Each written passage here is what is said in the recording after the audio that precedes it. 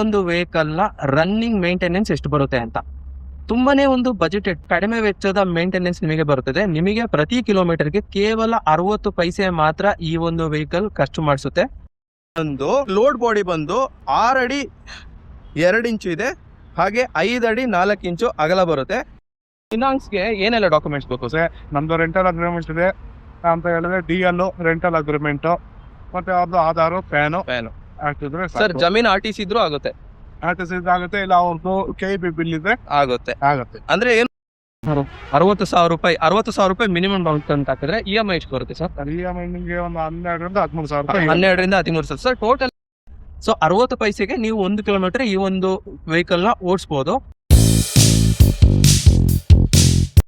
Hello ಗೆಳೆಯರೆ, ನಮಸ್ಕಾರ. ಇವತ್ತಿನ ವಿಶೇಷ ವ್ಲಾಗ್ಗೆ ಸ್ವಾಗತ. ಇವತ್ತೇನು ಟಾಪಿಕ್ ಅಂತೇಳಿ ನೀವು ತಮಿಳು ನೋಡಿ ತಿಳ್ಕೊಂಡಿದ್ದೀರಾ. ಇವತ್ತೇನು ಅಂತಂದ್ರೆ ನೀವು ಹಿಂದೆ ನೋಡ್ತಿದ್ದೀರಾ ಮಹೇಂದ್ರ ಕಂಪನಿಯ ಝೋರ್ ಗ್ರ್ಯಾಂಡ್ ಎಲೆಕ್ಟ್ರಿಕ್ ಅನ್ನೋ EV 3 ವೀಲರ್ ಇದೆ. ಸೊ ಇವತ್ತೇನು ಅಂತಂದ್ರೆ ಈ ಒಂದು ವಿಡಿಯೋದಲ್ಲಿ ನಿಮಗೆ ಈ ಒಂದು ವೆಹಿಕಲ್ನ ಕಂಪ್ಲೀಟ್ ಆದ ಮಾಹಿತಿ ಸಿಗುತ್ತೆ. ಇದರ ಸ್ಪೆಸಿಫಿಕೇಶನ್ ಇರ್ಬೋದು, ರೇಂಜ್ ಇರ್ಬೋದು, ಇದರ ಪೇಲೋಡ್ ಇರ್ಬೋದು.